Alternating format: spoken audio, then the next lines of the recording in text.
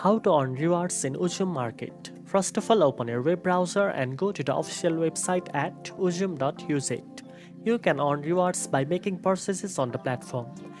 Every order you place may give you points that can later be redeemed for discount, vouchers, or special offers.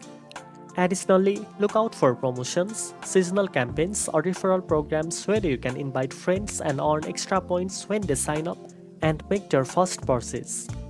Next, go to the rewards or loyalty program section in your profile or menu.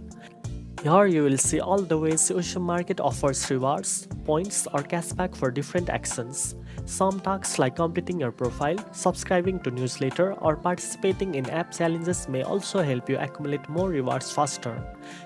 Make sure to check the rewards section regularly so you don't miss limited time offers.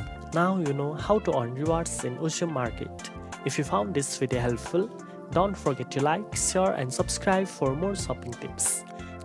Thanks for watching, and I'll see you in the next one.